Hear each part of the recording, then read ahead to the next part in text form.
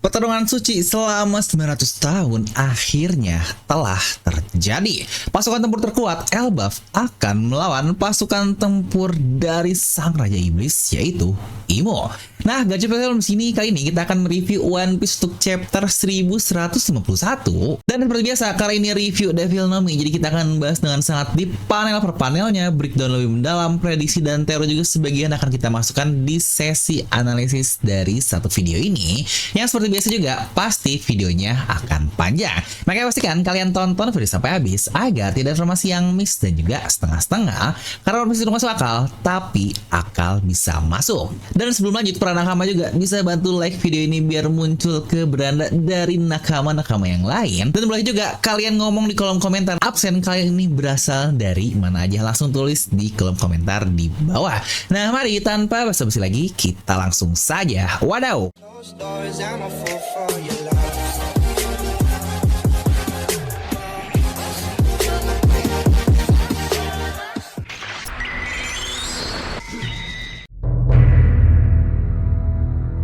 Dimana cover story dari chapter kali ini langsung masuk ke volume 35 dan belum ada tanda-tanda nih kalau cover story Yamato akan berakhir, yang sepertinya bakal terus lanjut, yang bisa jadi ini akan menjadi cover story terpanjang karena lebih dari 35 episode. Dimana terlihat di sini kalau Yamato dia mengikuti turnamen sumo di Hakumai, dimana sang Yokozuna Sukune yang ternyata dia adalah kakak dari Urashima terlempar, yang pasti sangat mudah lah bagi Yamato untuk memenangi pertarungan ini.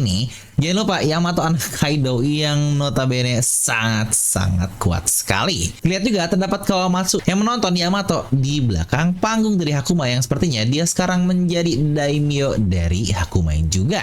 Dan untuk chapter sendiri memiliki judul Cukup Aku Paham Sekarang. Yang chapter ini langsung lanjutan dari apa yang kita dapatkan sebelumnya ketika pasukan iblis dari Imo sudah siap bertarung di daerah Sunworld. Chapter sendiri pun dimulai dari Kasi nih yang memohon kepada kaptennya untuk berhenti karena tetua Jarul adalah pejuang tertua di dunia dan dia adalah seorang legenda hidup. Kita selalu mencontoh beliau dalam melakukan apapun, dan Brogy pun menjawab yang lagi-lagi di sini dia adalah mode iblis atau demon yang raksasanya. Di sini Brogy menjawab, "Ya, kau benar Kasi, tetapi tetua yang kita idolakan sejak lama saat ini sudah menjadi kakek tua bangka. Itulah alasan kenapa kita harus menghajarnya, dan setelah itu kitalah yang akan menjadi raja dari negeri Elbaf. Elbaf sendiri tidak membutuhkan idola atau bahkan dewa. Inilah saatnya membuat era peperangan di mana era yang hanya dikuasai oleh mereka sang manusia terkuat." Yang tentu saja para nakama-nakama atau kru dari Brogy dan Dory sangat bingung mendengar kaptennya sendiri yang langsung berkata seperti itu. Apa yang terjadi kepada kalian semua? Dan Kasi pun langsung ditarik oleh krunya yang lain dengan bilang, mundur Kasi, mereka sudah berubah. Yang bahkan menggunakan flip yang berarti sangat terbalik dengan kepribadian awal. Mereka bukanlah orang yang sama lagi. Mereka benar-benar sudah berubah menjadi iblis hitam yang jahat. Dan tepat saat nakamanya itu menarik Kasi agar menjauh, tiba-tiba muncullah lingkaran sihir di bawah kakinya. Dan boom, dia tiba-tiba memflip juga dan berubah menjadi iblis sama seperti Dory dan Brogy. Oh, dari sini dia membuat perumpamaan seperti permainan Go lah, dimana saat ada pion musuh yang berada di tengah-tengah pion kita, maka otomatis akan berubah warna. Yang saya juga cukup bingung sih, apa maksud Oda menggambar papan Go ini? Apakah memang cara berlakunya seperti itu, atau kebetulan saja memang bentukannya seperti ini? Karena jangan lupa di chapter lalu juga dikatakan, apakah jangan-jangan memang cara kerjanya karena kita berada di orang-orang iblis ini, maka kita pun akan berubah menjadi iblis. Yang bukankah jika benar-benar seperti itu, wah, ini bisa menjadi hal yang sangat luar biasa. Bayangkan jika Dory dan Brogy di tengah-tengahnya semua rakyat Elbaf luar biasa ini berubah menjadi iblis yang, wah, ini jumlahnya bisa ratusan. Yang bukankah hal ini cukup mirip seperti yang kita lihat di Onigashima ketika banyaknya perubahan yang terjadi di perang Onigashima, dari Kibidangonya Tama yang jadi teman, jadi musuh, jadi teman lagi, yang ini yang banyak ngeflip banget lah di pulau tersebut. Yang sekarang juga, apakah Oda menggunakan tema atau pattern yang sama atau serupa? Next, momen nakamanya berubah menjadi iblis pun ternyata orang ini bernama Tallman Nen, dan tentu saja mereka menyerang nakamanya sendiri untuk berlari ke arah Tetua Jarul di daerah Elbaf, Desa Barat. Yang lain pun panik karena selain musuh punya kemampuan unik, dikatakan kalau Gaban pun berhasil dikalahkan. Yang lain lagi pasti semuanya sangat kaget sekali karena seorang sekali bergaban bisa dikalahkan, yang bahkan orang-orang Elbaf pun berkata impossible atau mustahil. Dimana Ripley yang sebelumnya bersama mereka pun mendengar dan cukup kaget ketika tahu kalau suaminya sudah dikalahkan. Dimana untuk anak-anak sendiri yang masih dalam keadaan berjalan sebelumnya, sekarang lagi-lagi mereka semua kembali dibuat tertidur oleh Killingham, dan tentu saja akibatnya monster-monster mengerikan pun atau MMA yang disebut juga sebagai Nightmare Demon kembali keluar dari lubang Nightmare buatan Killingham. Yang sebenarnya ini gila banget sih, definisi nggak ada batas kemampuan dari Killingham, karena selain monster-monster yang nggak bisa mati, dia bisa mengeluarkan banyak sekali monster yang definisinya sangat kuat juga. Yang akhirnya pula di sini kita bisa melihat wujud hybrid dari Killingham, yang dalam kata lain kita bisa melihat wajahnya seperti apa, yang wow, ternyata dia sangat keren. Dimana di wujud Zoannya kemarin yang dia terlihat calai atau mungkin ya culun-culun nggak jelas, ternyata wujud manusianya wah dia ganteng parah, yang cukup mirip lah dengan Hodijon. Sekarang memiliki gigi yang full taring juga dengan bentukan rambut yang anjay, emo-emo gotik yang mengerikan juga. Dimana di mode hybrid ini, dimana Killin adalah kuda, maka bagian bawahnya berbentuk seperti centaur, dia memegang trompet, dan terdapat awan putih juga dari mythical Zoan yang mengelilingi tubuhnya. Dia berkata, karena seseorang sudah muncul, maka tidak perlu lagi kita menahan kemampuan. Mengampunglah sesuka kalian, wahai iblis mimpi Elbaf, inilah kalian sendirilah monster-monster tersebut muncul ke permukaan. Dimana kita berpindah ke tim Nami nih, yang lagi-lagi mereka masih dalam keadaan terikat oleh panah Gunko. Nami berkata kalau apakah ini perasaanku saja, tetapi jumlah mereka semakin banyak. Jinbei pun menjawab lagi kalau sekarang benar-benar sudah di luar kontrol, yang lucu sekali dan ironis banget ya. Mereka ini baru sampai ke Elbaf loh, dan berniat untuk bersenang-senang karena negeri temannya yang awalnya pun dimulai dengan pesta banquet yang sangat bahagia dari pihak-pihak terkait di antara Luffy dan juga pihak Elbaf, yang ternyata sekarang Elbaf sudah sekacau ini, apalagi Dory dan Brogy malah berubah menjadi ke pihak musuh. Yang tentu saja di sini Usopp yang paling kecewa lah, karena tuh ya saya menangis karena tidak percaya masternya Dory dan Brogy malah menyerang negerinya sendiri. Apa kalian tidak punya harga diri? Dimana di sisi orang tua anak-anak pun yang sebelumnya pingsan akibat ulah Uzumaki Imo, mereka sudah bangkit, dan ya lagi-lagi namanya orang tua, mereka akan melakukan apapun untuk menghentikan anak-anaknya itu. Dimana di sini pun Somers bertanya kepada Imo, tuanku, seberapa jauh kita akan membawa hal ini? Dimana Killingham pun menjawab, pulau ini benar-benar sudah tertutup dengan warna kita ya, yang maksudnya mungkin all black atau semuanya hitam yang dipenuhi para iblis-iblis. Mimpi buruk ini benar-benar tercipta dari kekejaman, dan kalau kita biarkan mereka mengamuk, mereka akan menghancurkan dirinya sendiri. Dimana Gunko alias Imo pun menjawab, matikan sampai semuanya terpecah-pecah. Dan ditanya lagi, apa yang dimaksud dengan pecah, tuanku? Dan Imo pun menjawab, semangat dari negeri Elbaf. Kalau Harald tidaklah blunder di waktu-waktu terakhir, maka negeri ini sudah menjadi milik kita. Lagi-lagi ada banyak sekali hal menarik yang Imo katakan di sini, terutama terkait sejarah atau insiden konflik yang ada di negeri Elbaf. Dan pasti kalau ngomongin konflik, kita akan masuk ke mantan rajanya, yaitu King Harald. Yang bahkan term yang Imo gunakan adalah Death Critical Hour, yang apakah kita akan mendapatkan lagi nih semacam Golden Hour menarik seperti case dari Oden ketika dia direbus, yang jangan lupa di situ disebut sebagai Golden Hour karena memiliki waktu 1 jam di mana dia bisa selamat, yang walaupun pada akhirnya dia nanti mati, tetapi Akazaya atau para samurainya bisa hidup dalam Golden Hour yang kita lihat yang sangat-sangat epic ini. Yang sini pun menariknya, Imo berkata tentang Harald dan menggunakan term hour atau jam yang sama. Apakah ada momen penting nih di jam tersebut, critical hour, yang mungkin menggagalkan proses Harald ini entah berubah jadi iblis atau kemampuan Domi reversi dari Imo yang kita masih belum tahu apa. Dan apa mungkin juga Harald karena kemampuan yang luar biasa, dia bisa meng-cancel atau bahkan menullified kemampuan dari sang Imo.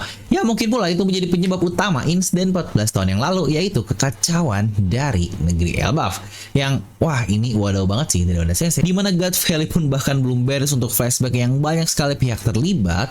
Ini Elbaf juga ternyata banyak hal menarik dari flashbacknya yang pasti akan mengungkap banyak sekali hal. Next kita berpindah nih ke Realm of the Dead atau dunia Underworld. Beberapa menit sebelum yang terjadi di puncak, momen pun dimulai ketika Chopper nih yang melompat tanpa berpikir untuk menolong Skopper Gaban. Yang bener kan, dimana Chopper impulsif banget tahu-tahu lompat dan menolong Gaban ini. Dimana Chopper ini cukup panik karena dia sangat kaget sekali tiba-tiba melompat begitu saja di udara yang sangat-sangat tinggi sekali. Namun ya tetap aja lah aman karena Chopper ini memiliki guard point yang membuat dirinya menjadi sangat besar dan sangat empuk sekali pasti kalau terjatuh. Yang bisa dibilang juga tanpa guard pointnya Chopper, Gaban jatuh dari ketinggian seperti itu, kemungkinan besar dia akan mati juga, apalagi dia dalam keadaan yang sangat sekarat. Yang udah lama juga ya kita nggak ngelihat guard point dari Chopper segede apa, karena bukankah sebelumnya kita melihat dia segede Gaban yang aduh ini Gaban lagi-lagi Skopper Gaban yang nyambung juga. Yang aduh ini jokes bapak-bapak banget nih. Shi.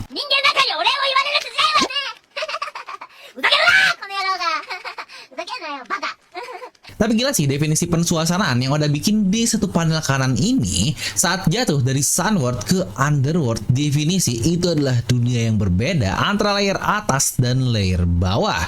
Yang wajar juga kan kenapa disebutnya sebagai world atau realm, karena emang benar-benar terpisah, seakan-akan itu dunia yang sangat-sangat berbeda sekali. Dimana di lokasi Luffy sendiri bersama Hajrudin, Loki, mereka masih berseteru nih. Dimana Loki meminta Hajrudin untuk berlutut dulu kalau mau tahu hal yang sebenarnya.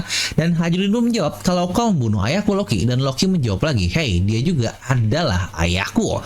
Terlihat Hajrudin masih sama nih seperti yang kita lihat sebelumnya. Dia berusaha mengajar Loki dengan kapaknya tersebut. Namun tiba-tiba Luffy berkata, hey Chopper baru saja terjatuh. Lalu ada yang bertanya, aku mendengar suara, tetapi apakah kau melihatnya? Luffy menjawab, tidak. Dan Loki pun menjawab juga, kau benar, sesuatu benar-benar terjatuh ke sini di balik pegunungan di sebelah sana. Yang lucunya di sini pun Luffy sendiri bingung dengan bilang, sebentar, kenapa saya tahu ya kalau itu adalah Chopper? Dia bersama seseorang, tetapi mereka dalam keadaan terluka. Sanji pun menjawab lagi, sesuatu serius pasti telah terjadi kalau mereka harus terjatuh dari Sunworld. Dan Zoro pun berkata, ayo kita cek saja. Dimana semuanya mencari Chopper dan hanya tertinggal Goldberg dan Gerd saja di lokasi Loki. Dan seperti biasalah Loki menawarkan untuk melepaskan dirinya dengan bertanya, hey kalian, apakah ada yang kalian inginkan seperti kepala seseorang atau bahkan perhiasan? Dimana Goldberg menjawab lagi, ya ada yang aku inginkan.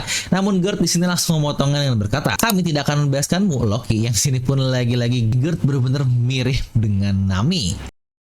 Loki pun menjawab, dasar kau tidak perlu terlalu serius. Dan tiba-tiba saat itu ada telepon masuk nih ke Denden Mushi dari Loki. Yang benar tentu saja itu adalah Mosa. Loki pun panik sambil bilang, hey Mosa, aku sibuk, mari telepon nanti. Dan Mosa pun menjawab juga, aku akan cepat, aku juga sedang sibuk sekarang, tetapi aku punya satu hal yang ingin aku katakan. Dan Loki pun menjawab, baiklah, tapi kecilkan suaramu.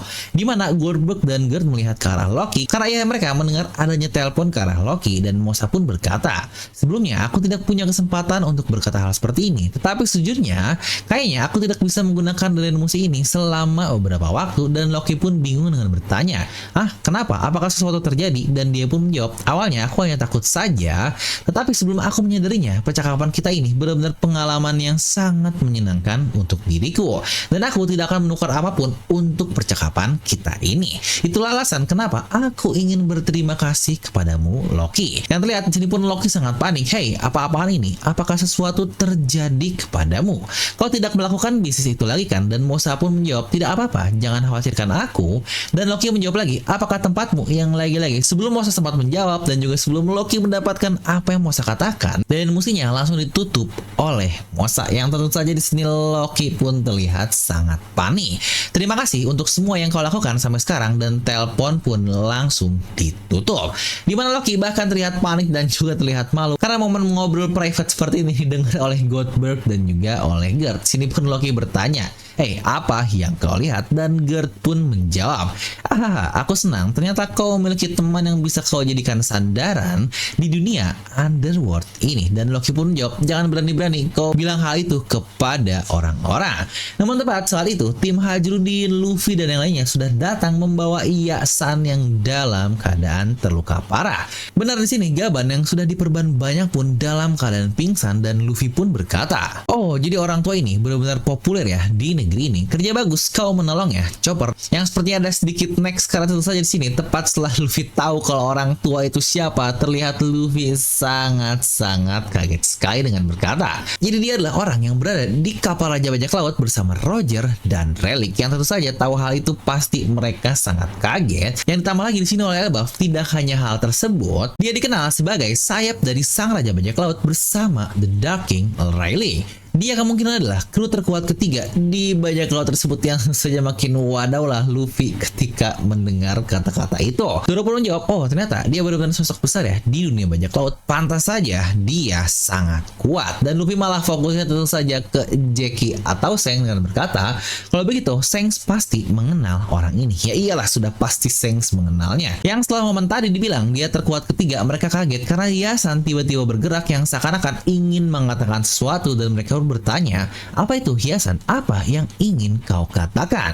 Dan di sini Gaban dengan sekarat mencoba mengangkat tangannya berkata, aku yang kedua. Yang aduh, ini udah kayak Zoro sama Sanji yang gak mau kalah masalah urutan. Yang gak mau banget lah ini berdua dibanding-bandingin, yang berarti sepertinya Relic bersama Gaban juga di bajak laut Roger. Walau beberapa kali terlihat mereka ini cukup akur, mungkin di belakangnya sama aja lah, sering berselisih seperti Zoro dan Sanji juga. Yang menariknya, kalau kalian sadar, peran mereka juga sebenarnya cukup mirip loh, dimana Zoro dan Relic bisa dibilang mereka tidak punya peran unik nih, alias mereka ini murni hanya combat saja, petarung saja di bajak laut, yang wajar kalau mereka sangat-sangat kuat sekali. Sedangkan Sanji kita tahu kan kalau dia ini adalah seorang koki, yang berarti dia memiliki role lain selain hanya petarung biasa, yang dari hal itu pun sangat wajar sekali menurut saya kalau Sanji memiliki kekuatan di bawah Zoro, karena lagi-lagi Sanji punya peran lain yaitu sebagai koki. Dan untuk Chopper Gaban sendiri, jangan lupa terlihat di chapter 967 kalau dia memegang peta, yang kemungkinan dia pula adalah seorang navigator kapal dari bajak laut Roger, karena terlihat itu pun sebelum untuk pergi ke pulau terakhir yaitu Loftel. Nah, kembali ke chapter, mereka senang karena Iasan baik-baik saja dan bertanya apa yang sebenarnya terjadi sampai membuat seorang Excaliburnya dalam kondisi seperti ini. Dan Chopper menjawab, benar, keadaan di atas sana benar-benar buruk sekali Luffy. Kami membutuhkan kalian semua. Mereka membawa anak-anak sebagai sandera dan ada beberapa musuh super kuat, tapi tidak ada satupun yang bisa menyentuh mereka.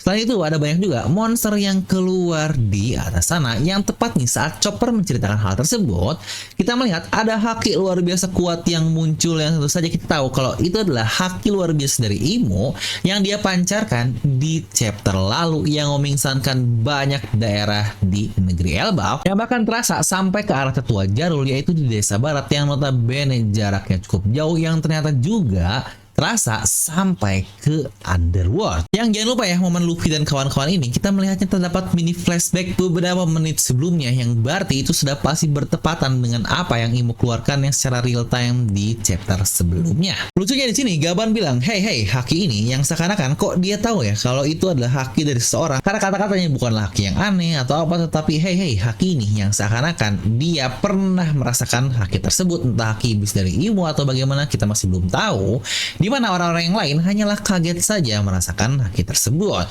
Dan Hajrul itu berkata, semuanya kita perlu pergi ke Sunward sekarang, Elbaf dalam bahaya. Dan Luffy pun di sini berkata hal yang sama, cukup Chopper, aku sudah mengerti semuanya sekarang, yang itu pun menjadi judul dari chapter kali ini. Dan Our Loki pun berkata hal yang sama, dogahaha, apa-apaan sumber dari haki luar biasa barusan, aku yakin kalian semua sekarang membutuhkan kekuatanku. Dan chapter pun berakhir di sana.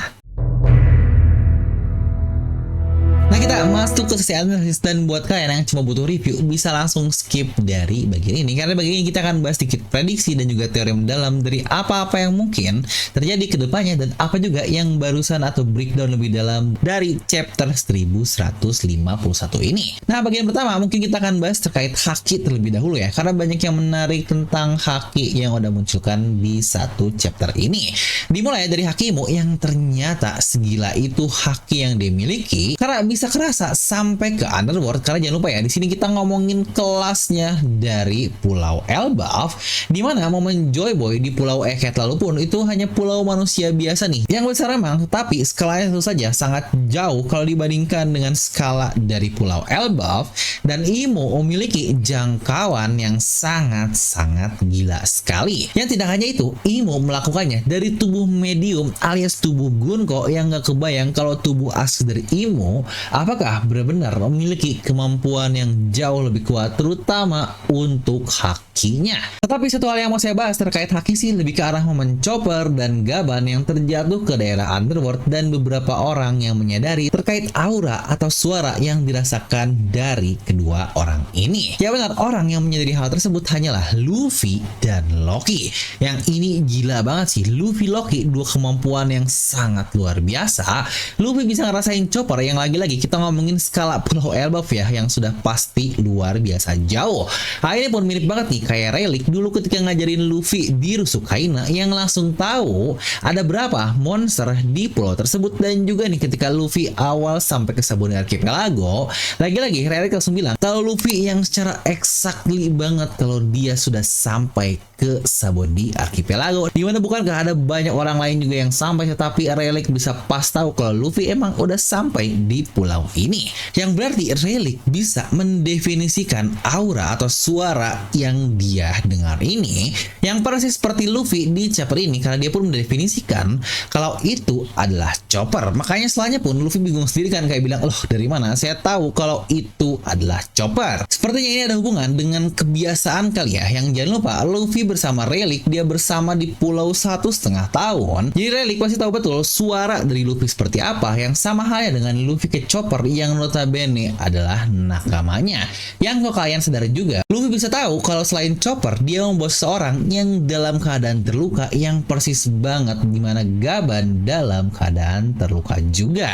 Dimana momen ini pun menurut saya cukup mirip nih seperti momen kayak dulu di Onigashima, yang tahu betul bagaimana keadaan Luffy di puncak kalau dia dalam keadaan baik-baik saja, padahal si Momono Mesum ini masih ada di daerah bawah, dan Luffy di puncak melawan Kaido, yang bagaimana dia bisa melihat dan tahu keadaan orang secara detail. Yang apakah ini benar-benar next level dari Ken Bunsuku no Haki, atau disebutnya sebagai Voice of All Things yang sudah dapat dikontrol. Karena udah pun jangan pernah ya, dia sudah pernah mengonfirmasi kalau Void atau Voice of All Things ini adalah bagian dari Ken Bunsuku no Haki, yang mungkin akan menjawab alasan kenapa Shanks ketika menggunakan Wi-Fi Haki di Wano Kuni akhir lalu, seakan-akan dia bisa berkomunikasi dengan Ryokugyu karena mungkin efek kemampuan yang satu ini. Dan ngomong-ngomong, Ken Bunsuku Haki yang luar biasa di Elbaf ini tidak berhenti di Luffy yang sangat-sangat luar biasa. Tapi jangan lupa, dulu ketika di Sunward saja yang bisa merasakan haki unik dari kedatangan Guts Knight hanyalah Iya-san alias Copper Gaban doang.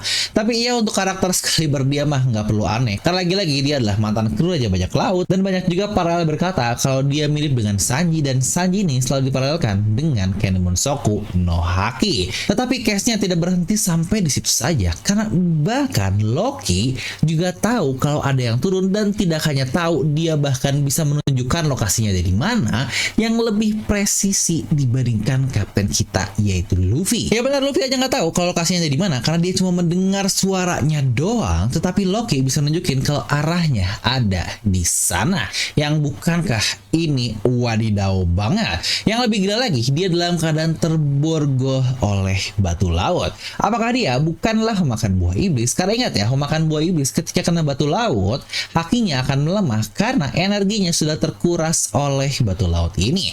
Dimana energi terkuras, maka haki pun tidak bisa dikontrol dengan baik. Lah ini Loki kalau emang pemakan buah iblis tetapi hakinya masih segila itu, yang nggak kebayangkan kalau ketika dia dilepas borgolnya, wah kekuatannya akan segila apa. Yang pantas nih, dia mau mata ketutup, dia pun bisa tahu dengan jelas siapa yang ada di Underworld, terutama ketika Luffy awal turun dan sampai ke lokasi dari Loki, karena dia memiliki sense yang sangat luar biasa.